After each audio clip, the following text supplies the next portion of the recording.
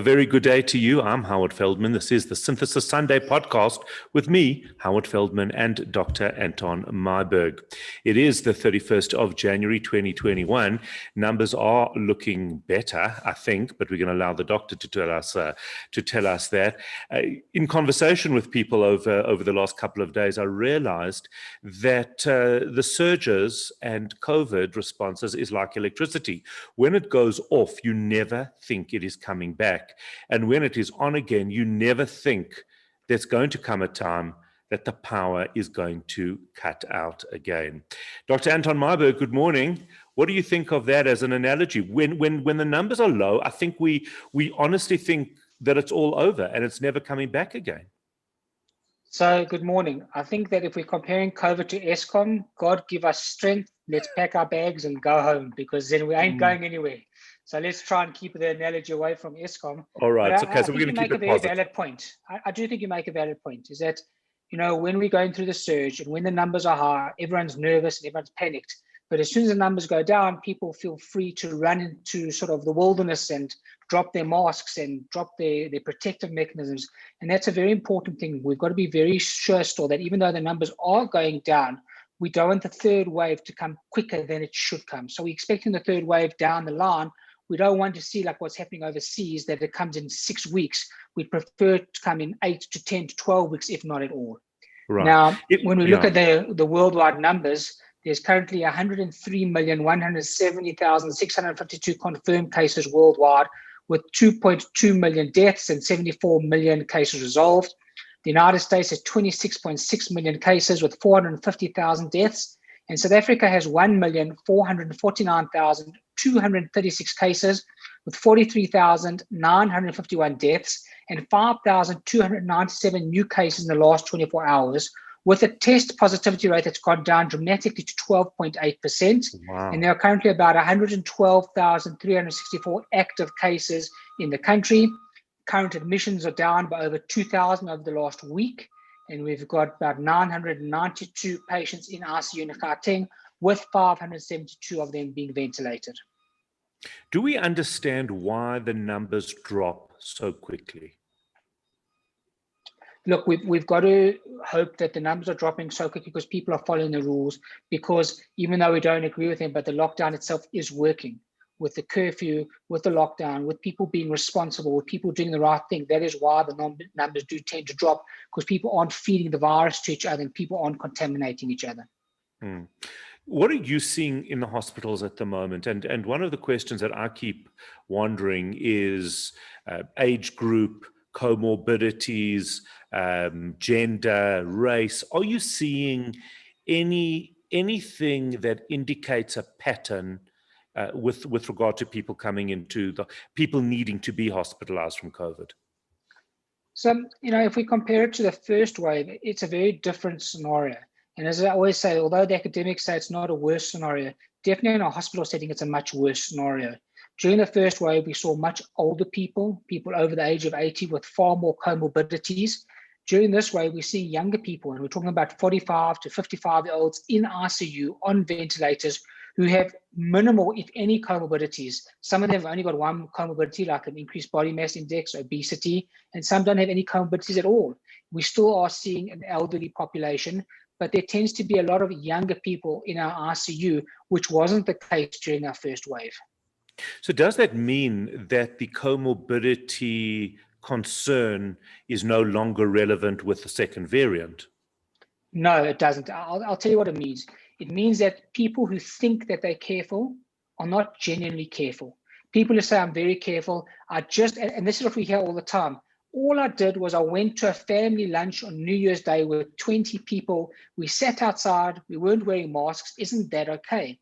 So that's not being careful. That's doing things wrongly. And these are younger people who are doing it. And this, I have to agree with the academics when they're saying that the younger people are going out more so than they did during the first wave. And they're sort of cohabiting with other people and they're socializing and they aren't doing things correctly. And I think that's why we also are seeing a different subgroup of people in our ICUs. Okay. A big conversation this week, of course, is Ivermectin, because we had a ruling from SAHPRA. Look, I didn't understand it, but I don't really have to. It makes to me makes absolutely no sense. I don't understand why it's just not given to the doctors to be able to make the decision as to what to use by focusing on it the way that they have and limiting it to the way that they have. In my view, I believe it's become a focal point, which it shouldn't necessarily be. But give me your view of ivermectin. So I think in order to give a fair, processed answer, we've got to take it one step back and say, how does ivermectin work? And ivermectin targets what we call your glutamate-gated channels in invertebrates. And in mammals, there's a similar channel that could cross-react with ivermectin, and that's your GABA-gated chlorine channel. Now, the mechanism of action that we know is that it could reduce the viral load. When I say could, is that we don't definitively know, but this is what the thought process is. And by inhibiting the cellular process that the virus hijacks to enhance infection and suppress the host response, as well as interfere with the attachment of the spike protein, this is the thought out mechanism of how this drug works. But it's basically up to patients, and it's their responsibility if they want to use it. Yes, SAHPRA have given the guidelines for compassionate use. Now, if anyone knows what that actually means, please let us know, because we still don't have guidelines as doctors what that means. We don't know the dosage, we don't know the formulation, and we don't know who SAHPRA suggests should be getting it on what compassionate basis. Compassionate basis for a doctor means you've got to sign a Section 21 form, which is about a portfolio of forms that big, to say that you are taking responsibility for the patient getting the drug, and it's your responsibility as a doctor for the side effects that the patient gets. And, as you know, I'm very skeptical about this drug. I would love it to work. I really, really would love it to work. And it's very difficult to condemn its use with people who are using it when you don't know what the entire diversity of the side effects are and the consequences of using the medication are.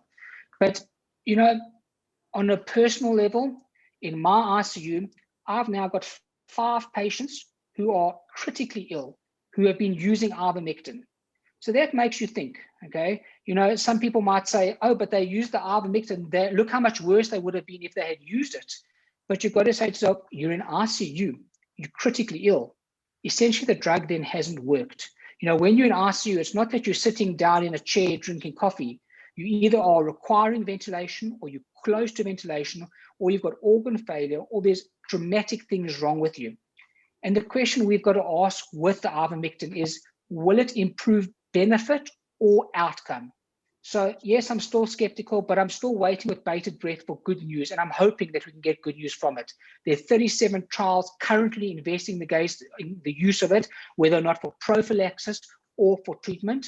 We're waiting with bated breath, okay? And also, what I've seen with these patients in ICU is one of the major side effects is what we call diaphoresis and fever. So people get these uncontrollable sweats, drenching sweats from the medication, and fever related to that, that could also confuse the patient to think that they're symptomatic from the actual infection. So we've got a lot to learn about ivermectin. We don't know yet whether or not we should be using it or not using it. Ourselves, and I'll tell you personally, I'm not using it. I'm not using it as prophylaxis. None of my colleagues at my hospital are using it as prophylaxis, and we're not using it for treatment at this point, but we wait for further studies. Well, in fact, it's illegal to be using it as prophylaxis or for treatment at this stage, isn't it? Well, there's plenty of people, unfortunately, that have been getting it from whoever, using it at certain dosages, whether it's illegal or not. And that's in the broader community, that's out of the community, whether they're getting it from whoever they're getting it from. There are plenty of people using the drug at the moment. But isn't that a case again for them to say, look, let's make it a choice of the doctors whether, surely you guys should be making this decision as to whether to use it or not. And number one. And number two, the patients that are in ICU, have they been using it illegally as well? Have they used, is it under the supervision of a doctor? Have they had the right dosages? How does that work? So I think that's an important point you make. And I think the importance of that statement is there's no single treatment on its own that is a magic bullet for COVID-19, for SARS-CoV-2. Let me repeat that. There's no single treatment on its own that is a magic bullet for SARS-CoV-2, COVID-19. So all these people that have been getting it albeit maybe from their doctor, maybe from whoever, it's still illegal. It still hasn't been able to be given out until the SAHPRA changed their recommendation the last few days, but we still don't have the recommendations of how to do it. So at this point in time, no one should be taking it anyway, because it's still illegal, and you don't have compassionate use because you don't know what that means. So yeah, we don't know the dosages. There's a decision if you should use a certain amount, and we all know that what we think should be used, but no one knows for sure what the right amount is, whether you should be using it daily, whether you should be using it on certain days, whether you should have a break in between, whether you should be injecting it, whether you should be pouring it into your gin or your whiskey because it tastes so bad, apparently. So there's many questions. Well, you can't get gin either, but that's another point completely. Have you seen any studies around prophylaxis? So they're still trying to do studies on the prophylaxis and the treatment, but nothing that's convinced us to take them, working on the front line with ICU patients that are extremely sick and being in their sort of front line, in their front vision when they are sick in front of you. And as I say, still we're not taking it at this moment in time. Right. And you don't have clarity. There's no clarity, and that's the point. It's the same thing as the hydroxychloroquine. Many hospitals, many pharmaceutical companies bought millions of rands worth of hydroxychloroquine at the beginning of this pandemic, only to now have the stock sitting in a warehouse because it's not valid. Many people bought hundreds of doses of azithromycin, the antibiotic to use with the hydroxychloroquine, and once again, it's not valid. It doesn't work. It's no single magic bullet to work like this. So I'm not saying that it doesn't work. I'm saying we don't have any idea that it works effectively or what the side effect profile is. And what we're seeing clinically is not a positive outcome as of yet. Okay. So no doubt that the story is going to continue, but it must be— It's unfolding, yeah. Yeah, it must be enormously frustrating for people on the front lines to have one hand tied behind your back, because surely if you could start trying things like this to see if it works and have it in your, as you've often referred to, your arsenal of medications, I can't imagine that there could be anything wrong with that. If we had the clarity and the understanding and that we could take it forward and use it, we would go for it without a problem. Okay. Lots and lots of questions this week, and let's try and get on to some of them as quickly as we can. I was sent a question in reference to a webinar last night where a well-respected doctor in Johannesburg said that the disposable blue masks that all of us are wearing, I even had glasses made to match those masks. So that's why I was particularly upset about this news, that perhaps they are useless. Please tell me this ain't so. So, there's always people who say certain things. There's lots of myths around COVID. There's lots of fake news around COVID. The idea is as follows. Those surgical masks are extremely effective if both parties coming in contact with each other are wearing the surgical masks. If one party is not wearing the mask, that's when you start having your contamination, your spread at a higher level. There is no reason for the man in the street or someone who's going to the shops to wear a K95 or an N95 mask. The surgical mask is effective. If you want to be more effective, you can put a visor over it. The only people who have to wear the N95, K95 mask are the people on the front line, the nurses, the doctors, the physios, the people who are working in the ICUs and with the COVID patients. And I even suggest to teachers who are teaching classes, they should be wearing K95 or N95 masks so that they don't spread it or pick it up from the choncha, to be extra safe. But every other person should be wearing a surgical mask or a 3-layered cloth mask, effectively using their hand hygiene, their social distancing, and that is effective and that will protect them. It will not be more effective to wear K95 for everybody because the surgical mask is protective and it's doing its job. And if you do things properly and you don't break the rules, you will be okay. All right. So that is very, very important. Lots of questions around schools, lots of schools going back this week. Somebody asking their teenagers got comorbidities or a comorbidity. What do you think about sending them back to school? So I think the schools are very safe at the moment. They're following the rules. As I said, most teachers will be wearing surgical masks and visors. Some will be wearing N95 masks and visors. if you've got severe comorbidities, you have the option to stay at home and do Zoom classroom. But once again, the children are separated. They're social distance. Their desks are apart. A lot of the classes will be held outside. The windows in the rooms are open. The doors are open. They're doing things effectively. And as we've always said, schools are far safer for the kids to be than to be at home or on play dates or in other environments. So just be careful, follow the rules, do things correctly, and hopefully you'll be okay if you follow all of these guidelines. Right, and just send your kids to school with confidence. I think that's very important. Once again, as I always say, I'm sending my kids to school with confidence, with surgical masks, not with N95, not with K95 masks, and they're going to school and they're following the rules. Look, they know better than not to follow the rules because they're in the limelight, but they're following the rules because they know what the rules are and they know how important it is if they want to stay at school. And I just want to remind people to get the kids into a routine, which means when they come home, let them have their shower or bath, change then. In other words, pull their routine a little bit earlier, not at the end of the day, just so they get, and then it doesn't become something to be anxious about. Just make sure that they are as safe as possible.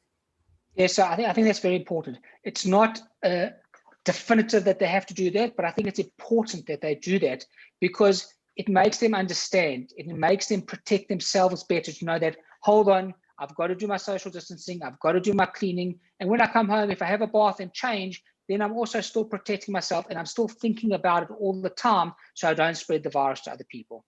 Right. Okay. Lots and lots of questions around, and it's quite interesting because as we learn more, as we have different scenarios, so we have situations where people don't really know what to do. Unsigned says they know of somebody who's sending their kid to school, but there is a parent or there's somebody at home that is still on oxygen from COVID. What must they do about something like that? Okay, so I think that's another very, very good question. And there's a whole fundamental issue of understanding what it means. Generally, we say that if someone's had COVID, the virus replicates over a period of 5 to 10 days. And then even though they're still sick after that, the virus stops replicating. So it's unlikely that they'll be contagious after that. A lot of patients have got what we call long COVID or post-COVID. So they will remain on oxygen for a number of weeks to a number of months after having had COVID. Remaining on oxygen doesn't mean you're symptomatic or that you are transmitting virus or that you're replicating virus. The virus has already stopped replicating and you are suffering the consequences or the sequelae of the COVID itself, what it's done to your body. So if you've all been through your quarantine and your isolation, and yes, there is someone on oxygen, there's no reason why those children can't go back to school. So it's all about the timing of that. 100%. Obviously, yeah. If someone in the house is symptomatic at the time, got a fever, cough, short of breath, and loss of smell, all those symptoms together, then you would say, let's wait up to 72 hours to see if those go away before we can send back. Right. And the best thing to do is for that family to speak to their doctor. Make sure that that they have said to you, it's absolutely okay for the kid to go back to school. And get clarity. Yeah. And inform the school of that, because there is going to be another parent who is not unreasonably concerned and going to say to the school, look, I know that kid's got somebody at home with COVID. At least give the school, or somebody at home on oxygen, at least give the school the information. So that they could say to that concerned parent, don't worry, we've spoken to the family, we know about the situation, it's been that kid's been cleared.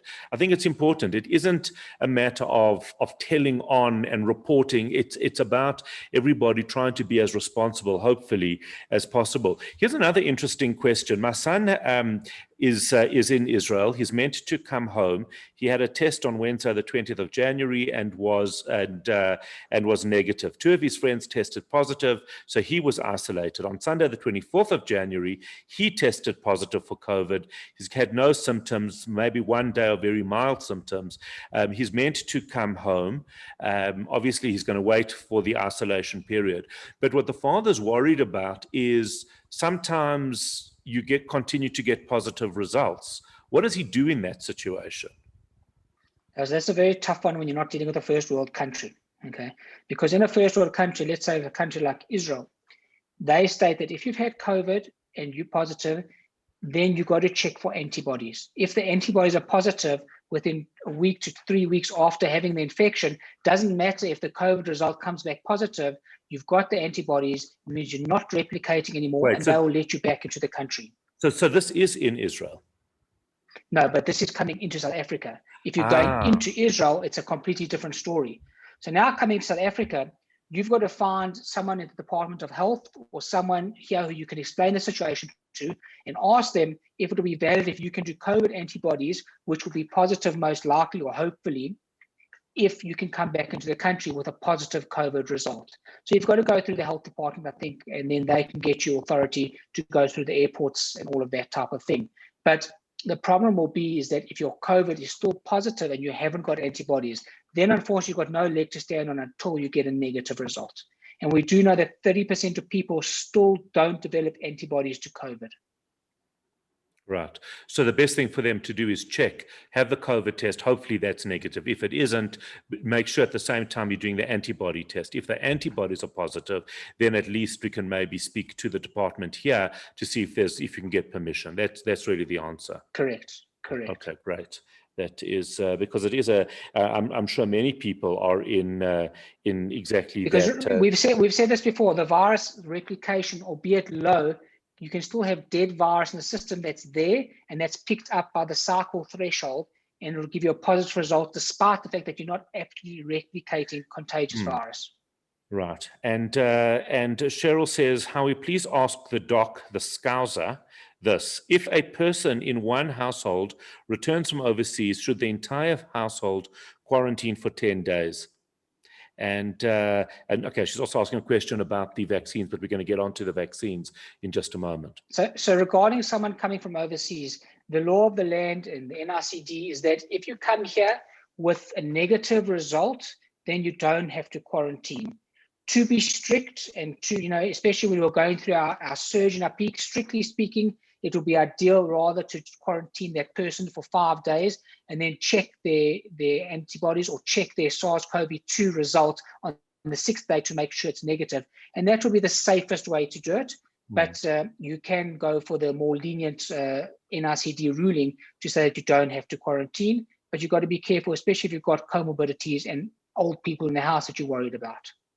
Right. And in fact, before we get on to the vaccines, I wanted to ask you this question, which I forgot. Apologies, Sharon. She wanted to know, what is your opinion on kids' lift schemes? Is it safe to have 3 or 4 kids from different families in a car? So it's safe to have 1 kid or 2 kids in the car because you can separate the kids. One can be at one window, the other can be at the other window. They've got their masks on, the windows are open. As soon as you've got 3 or 4 kids from different families, you're looking for trouble because they can co-spread the viruses. Everyone's got different genes, everyone's got different genomics. So it's better not to do multiple kids from different families in one car. Right, let's just talk vaccines. Where are we in terms of the vaccine? Maybe give us an overview because that'll probably answer already a lot of the questions that people have. Okay, so we heard the talk from the Minister of Health and from the MAC saying that the vaccine is leaving India today and will be arriving in South Africa tomorrow. Over 1 million Are you going to be at the vaccines airport? are coming here. Yeah, I'm there waiting with bated breath, okay, to make sure all 1 million vaccines come here and we see all 1 million of them. Already we're seeing excuses from government saying they're going to wait 2 weeks. They've got to check them. They've got to make sure they're effective. They're worried about some of the vaccines that are going to be broken. So already the excuses are coming that some of the viruses are going to fall off the back of the truck, or vaccines are going to fall off the back of the truck, I'm sure. So of those 1 million, it'll be really interesting to see how many of them are available. And this is the ChAdOx1 vaccine. This is the AstraZeneca vaccine that we've been speaking about, which is an altered adenovirus to code for the spike protein. The biggest issue I have here is if they're getting 1 million doses, okay, and it may be a further 500,000 at a later stage, which we don't know when. And if we're waiting 3 weeks between the doses, does that mean that only 500,000 people are going to be vaccinated now? Or will they do 1 million people and then get another 1 million doses to revaccinate the healthcare workers? Or are they going to be doing like they're doing in certain countries and wait up to 12 weeks? So we don't have clarity on that, and we need answers from that, and we're waiting for answers from that. My worry is that the efficacy of the AstraZeneca vaccine is 65 to 70%, unlike the Moderna and Pfizer ones, which are over 90%, 95%. And we do know that the Moderna vaccine and the Pfizer vaccine have said that they are efficacious against the variant from South Africa. Also boggles my mind. You're not allowed to call it the Chinese virus, but you're allowed to call it the South African variant. So there's a huge discrepancy there. So those ones are said to be efficacious against the variant, but we don't know that the AstraZeneca one is efficacious against the variant, and we're unsure that it is. So you can ask yourself the question, well, would Anton Meyberg take the AstraZeneca vaccine? And my answer is for sure. There's no doubt about it. Obviously, I would like to have the Moderna or the Pfizer vaccine. But we realize that most vaccines offer what we call incomplete protection. So there's a partial versus absolute protection. And so 65% of people will get immunity from the vaccine, and 35% will get a limited or a weakened protection from the vaccine. So some will develop a weak immunity, which will then make the consequences of the infection less severe. And that's what we want. We know there are different mutations, we know there are different spike proteins, and we're hoping that this will help at least somewhat. What's happening overseas with the Moderna vaccine is they're speaking about a third shot. So they're speaking about a booster vaccine, which will help against the variant of the South African variant or the United Kingdom variant, which is very interesting. So we don't know yet if that is going to be sort of given to us here. We're waiting once again to hear details because we don't have definitive details. And a lot of questions I've been asked is, if you've had COVID-19 and you've developed antibodies, should you be getting the vaccine? And the United States has recommended and indicated that you definitely should be getting the vaccine at least as a booster if you've got antibodies, because the natural immunity that one develops after a natural infection is far less than the immunity and the antibodies and the seroconversion. That's the process where you develop antibodies that will develop after getting one of these vaccines. So in other words, in short, definitely, if you've had COVID, you've got antibodies, you should still get the At vaccine. least a booster. A booster. What about Johnson & Johnson? So Johnson & Johnson results have been a bit disappointing from what we've heard. The efficacy isn't as great as we hear. And from what we understand, they might be looking at even a second dose over the first one. They've come out with their phase 3 trials. We're still waiting to hear further. It definitely doesn't sound like it's effective against the variant. So we've got to wait for further information from them. Is the department in contact with doctors like yourselves who are on the front lines and treating COVID patients every day of your lives around the vaccine? I'm going to just go quiet here because do you have their number? I'd love to give them a shout. We haven't heard anything. We were given a registry to go through, which is not through the Department of Health, but it was actually through Discovery Health for healthcare workers, just to register yourself and your staff and your nurses. You send your stuff in, you don't get any confirmation, you don't get any answers whether or not you've been accepted or whether or not you're going to get the vaccine. So there's extremely poor communication between the Department of Health and healthcare workers. And do we even know who's eligible? I was having a conversation with somebody who is a registered first responder, hasn't worked in the field for a while, presumes that he would be eligible, is not going to go home to register because morally is uncomfortable with it. But do we even know what the criteria are?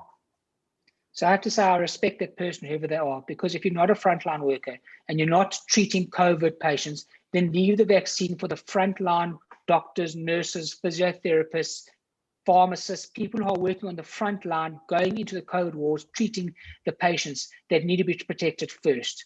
We don't know what the criteria are effectively. As I say, once again, there's poor communication with the Department of Health. We've got to wait to hear. Yeah,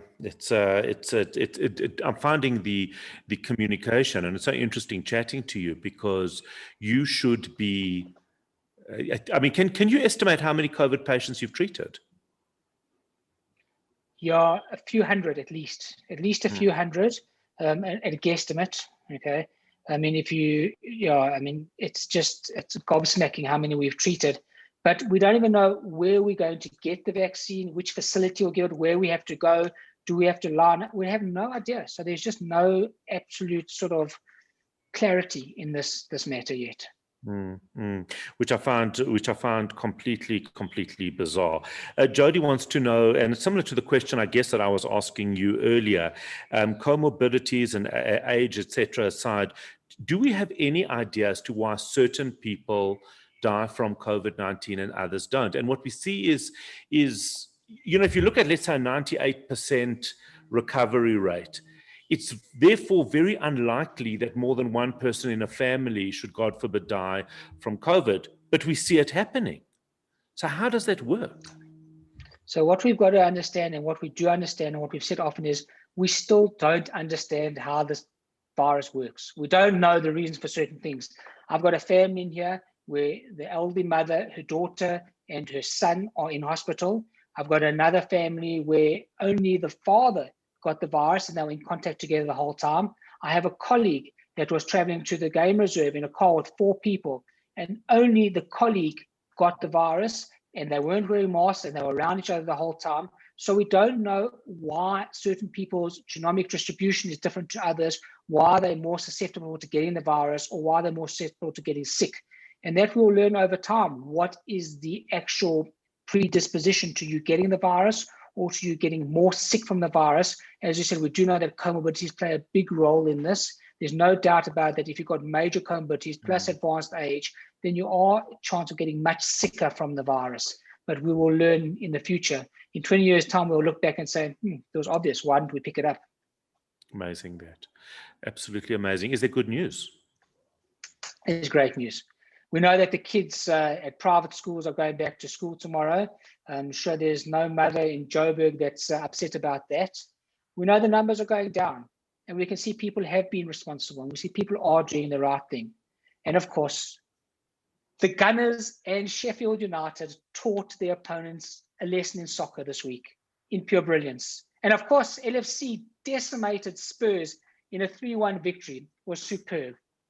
And to quote, "You work so hard to fix yourself, but maybe what you need isn't another tactic, another book, or another 5-step plan. Maybe what's really holding you back is the idea that you need to be fixed. Be safe, look after yourself, carry on doing what you're doing effectively, and let's get out of this pandemic."